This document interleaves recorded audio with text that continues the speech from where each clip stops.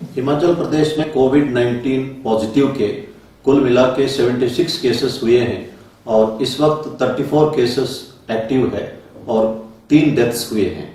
पिछले कल एक व्यक्ति बड़सर के गलोड से बिलोंग करता है, राजकुमार नाम का 52 ईयर व्यक्ति का डेथ हुआ है।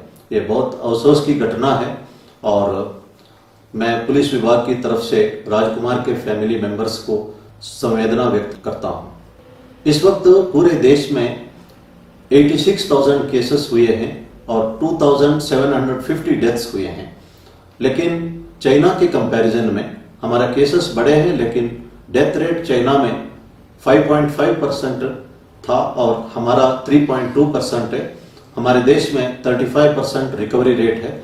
ये संतोषजनक है। शिमला के बारे में कुछ लोग सोशल मीडिया में लिखते हैं कि शिमला कोविड फ्री है। मैं ये समझता हूं कि ये कहना उचित रहेगा कि अभी तक कोविड-19 पॉजिटिव केसेस शिमला में डिटेक्ट नहीं हुआ है।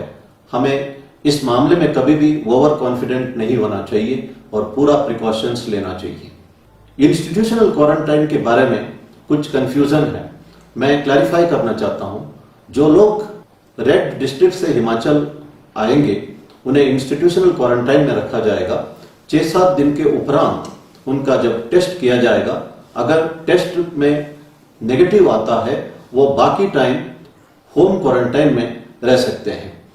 Institutional quarantine plus home quarantine कुल मिला के 14 दिन का रहेगा और जो होम क्वारंटाइन का आदेश होगा उसका कड़ाई से पालना करना होगा। लेकिन अफसोस की बात है कि अभी भी लोग होम क्वारंटाइन का नियमों का पालना नहीं कर रहे हैं। यहां तक है कि एक व्यक्ति जो मुंबई से आया था और हरोली पहुंचा था, उसने एक झूठा एड्रेस दिया था मोहाली का जो ऑरेंज जोन था और होम क्वारंटाइन में चला गया। अब पॉजिटिव पाया गया, उसने अपना फैमिली मेंबर्स को खतरे में डाला है। इसके ऊपर मुकदमा दर्ज किया। इस तरह का जो हरकतें बहुत ही निंदनीय है। हम सबको एक रेस्पॉन्सिबिलिटी समझना चाहिए और पूरा प्रिकॉशंस लेना चाहिए। जो हिमाचली विदेशों में फंसे हैं वे अगर हिंदुस्तान आना चाहते हैं तो जो रेसिडेंट कमिश्नर हिमाचल भवन दिल्ली के ऑफिस को संपर्क कर सकते हैं। उन्हें नोडल ऑफिसर बनाया गया है। ये हमारे ध्यान में आया है कि कुछ एक मकान मालिक टेनेंट्स को तंग कर रहे हैं और एडवांस रेंट मांग रहे हैं और यहां तक है कि 1 साल तक का एडवांस भी मांग रहे हैं। ये सही नहीं है। इस वक्त लोग स्ट्रेस में हैं और परेशान हैं। कईयों ने नौकरी खो लिया, कईयों ने तनख्वाह नहीं ले पा रहे और इस हालात में इस तरह का डिमांड करना सही नहीं है। मैं मकान मालिकों से अनुरोध करता हूं कि वे लोगों का दुख तकलीफ इस हालात में समझे और ऐसा ना करें। कुछ एक अच्छी घटना भी हमें देखने को मिला है। कुल्लू में एक व्यक्ति राजस्थान से आया था, उन्हें होम क्वारंटाइन का आदेश दिया गया था, लेकिन वो अपने घर से 16 किलोमीटर दूर क्वारंटाइन में रहा और अपने घर तक नहीं गया। और दूसरा एक इंस्टेंस हमारे नॉलेज में आया है कि सरकाघाट में कोरोना पॉजिटिव की वजह से एक व्यक्ति की डेथ हुई थी और उसका गेहूं का फसल काटने के लिए उसके गांव से तमाम लोग इकट्ठा होकर उन्होंने फसल काटा। लोगों में एक यूनिटी भी देखने में मिला है। बहुत सारे लोग, मेजॉरिटी लोग जो है होम क्वारंटाइन का नियमों का कड़ाई से पालना कर रहे हैं। मैं इन सबको धन्यवाद करना चाहता हूं। प्रधानमंत्री जी ने कहा है कि लोकल को बढ़ावा देने के लिए वोकल होना जरूरी है और लोकल को ग्लोबल प्रोडक्ट में पहुंचवाना है। प्रधानमंत्री जी ने आत्मनिर्भर भारत की बात भी कही है और इसके लिए इकोनॉमिक पैकेज भी उन्होंने घोषणा की है। इसके उपरांत वर्ल्ड बैंक ने हिंदुस्तान को $1 बिलियन की घोषणा भी की है। ये एक पॉजिटिव डेवलपमेंट है। इसके बारे में सोशल मीडिया में तरह तरह की बातें लिखी जा रही है। मैं 1-2 बात इस संदर्भ में कहना चाहता हूं। एप्पल कंपनी के मालिक स्टीव जॉब्स ने कहा है, when you do things with passion for quality you make wonders. जब गुणवत्ता के लिए एक जुनून होता है हमारे अंदर और उस दिशा में हम काम करते हैं, गुणवत्ता बढ़ाते हैं, तो हम एक चमत्कार कर सकते हैं। यह चमत्कार स्टीव जॉब्स ने किया है, आज Apple iPhone, Apple iPad, Apple laptop दुनिया भर मशहूर हुआ है। ये संभव है। इसके अलावा हम देख सकते हैं जो गुच्ची हो या वर्सैक हो, इटली के छोटे कस्बों से ये शुरू हुआ है। गुच्ची का मालिक एक टेलर का बेटा था और ये लिफ्ट ऑपरेटर था और उसने घुड़सवारों के लिए बैग बनाना शुरू किया। बैग की क्वालिटी में कॉन्सेंट्रेट किया। आज दुनिया भर में बैग्स गुच्ची ब्रांड का मशहूर हुआ है। यही कहानी वर्सैक प्रोडक्ट का है। अमेरिका में कैलिफोर्निया में जो मैकडोनाल्ड ब्रदर्स एक रेस्टोरेंट चला रहे थे, रे क्रॉक नाम का एक व्यक्ति, उसका कस्टमर्स का संख्या देख के उसने मैकडोनाल्ड का फ्रेंचाइजी लेके पहली बार 1955 में इलिनॉइस में एक मैकडोनाल्ड रेस्टोरेंट शुरू किया। उसका कंसंट्रेशन था क्वालिटी पर, लेस प्राइस पर और क्विक डिलीवरी पर और हाइजीन पर और टेस्ट पर। 10 साल में 700 मैकडोनाल्ड रेस्टोरेंट्स अमेरिका में खुल गए और आज दुनिया में 119 राष्ट्र से ऊपर राष्ट्रों में मैकडोनाल्ड रेस्टोरेंट्स खुले हुए हैं। ये संभव है। इसी तरह कर्नल सैंडर्स नाम का एक व्यक्ति, सीनियर सिटीजन, 65 इयर्स का व्यक्ति, केंटकी में रहता था। उसके पास पैसा नहीं था, लेकिन उसका एक चिकन रेसिपी लोग पसंद करते थे, उनका दोस्त पसंद करते थे। उन्होंने केंटकी से बाहर निकले और अपना चिकन रेसिपी को बेचने में लगे रहे। 1008 जगह पर उनका रेसिपी रिजेक्ट हुआ है और 1009वां जगह पर उनका रेसिपी एक्सेप्ट हुआ है। उसके बाद द रेस्ट इज हिस्ट्री।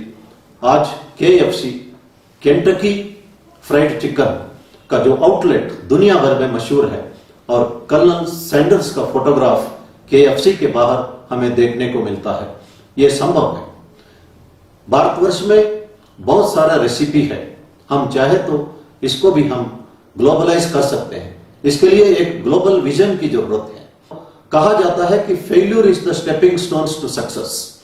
हमेशा तुरंत सक्सेस नहीं मिलता, लेकिन क्वालिटी इंप्रूव करना, लगे रहना हमारा सक्सेस के लिए बहुत ही जरूरी है। और दूसरी चीज जो आवश्यक है वो है राष्ट्रभक्ति। देश प्रेम की वजह से कई देशों ने तरक्की किया है। जापान देश द्वितीय महायुद्ध के उपरांत तबाह हो गया था। आज जापान दुनिया के सेकेंड वर्ल्ड इकोनॉमी बना है। जापान में 80% पहाड़ है, लेकिन दुनिया भर से रॉ मटेरियल लाके फिनिश्ड गुड्स जापानीज बेचते हैं। 60-70 के दशक में सबसे घटिया माल को जापानी माल कहा जाता था।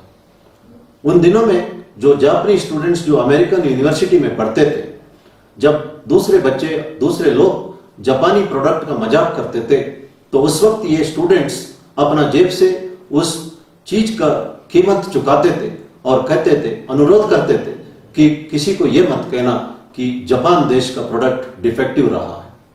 ये उनका पेट्रियोटिज्म था और क्वेस्ट फॉर क्वालिटी था, quest for striving for excellence था। जैसे मैंने कहा है कि पैशन फॉर क्वालिटी और पेट्रियोटिज्म, ये दोनों जापान में देखने को मिलता है। इसी वजह से जापान एक समृद्ध राष्ट्र बना है। दूसरा एग्जाम्पल हम दे सकते हैं जर्मनी का। द्वितीय महायुद्ध के उपरांत जर्मनी सरेंडर किया और जर्मनी का कब्जा हुआ। अमेरिका, रशिया, ब्रिटेन और फ्रांस काफी साल तक कब्जा रहा। कब्जा छुड़ाने के उपरांत जर्मनी फिर से एक समृद्ध राष्ट्र बना है। इसके पहले भी पहला महायुद्ध के उपरांत जर्मनी तबाह हुआ था। द्वितीय महायुद्ध के पहले जर्मनी फिर समृद्ध राष्ट्र बना हुआ था। मैं एक छोटी सी एग्जाम्पल बताना चाहता हूं। जर्मनी में कोलोन के नजदीक एक छोटी सी टाउन है जिसका नाम जोलिंगन। वहां पे एक सब्जी की दुकान में 2 बोर्ड लगे हुए थे। जो गाजर स्पेन से इंपोर्टेड था वो अच्छा क्वालिटी का था और उसका दाम आधा था, और दूसरा जो लोकल प्रोड्यूस्ड गाजर था उसका दाम दुगना था और क्वालिटी इतना अच्छी नहीं थी। लेकिन मैंने पूछा दुकानदार से कि इस तरह का बोर्ड लगाने से लोकल प्रोड्यूस कैसे बिकेगा। उसने कहा कि थोड़ी देर देखते रहना। आधा घंटा में मैंने देखा कि जो लोग आते थे वे लोकली प्रोड्यूस्ड जो गाजर है जो उतना अच्छा क्वालिटी का नहीं था और दुगना दाम देख के उसको खरीदते गए। मैं इसको देख के हैरान हुआ। ये जर्मन लोगों का देशभक्ति था। हम सोच सकते हैं कि अगर शिमला में जो इंपोर्टेड एप्पल्स होते हैं या लोकली प्रोड्यूस्ड एप्पल्स होते हैं और अगर इंपोर्टेड एप्पल्स अच्छा क्वालिटी का हो, सस्ता हो, क्या हम ये कर सकते हैं? ये सब सवाल हमको अपने आप को पूछना है। जब हम लोकल प्रोड्यूस को एनकरेज करेंगे तभी वो ग्लोबली कॉम्पीट कर पाएंगे। इसके लिए एक ग्लोबल विजन की जरूरत है और पैशन फॉर क्वालिटी की जरूरत है और देशभक्ति की जरूरत है। प्रधानमंत्री जी ने कहा है कि इस संकट की घड़ी में जब हिंदुस्तान में एक भी पीपी किट उत्पादन नहीं होता था और N95 मास्क ना का बराबर प्रोड्यूस होता था, आज देश में 2 lakh per day PP kit और 2 lakh per day N95 mask produce हो रहे हैं। ये संभव है। इस वक्त साइंटिस्ट, हमारे डॉक्टर्स लगे हैं वैक्सीन और मेडिसिन की खोज में और हमारे इंजीनियरिंग स्टूडेंट्स ने भी पोर्टेबल वेंटिलेटर्स तैयार किए हैं। एक रिस्ट बैंड जिससे हम कोई भी चीजों को हाथ डालते हैं तो यूवी रेस या सैनिटाइजर्स के द्वारा स्प्रे हो जाता है और डिसइंफेक्ट हो जाता है, उसकी तैयारी की और टचलेस डोरबेल तैयार की। तो देश अगर इकट्ठा हो जाए और हम लगन के साथ अगर इन्वेंशन करें, हिंदुस्तान कुछ भी करके दिखा सकते हैं।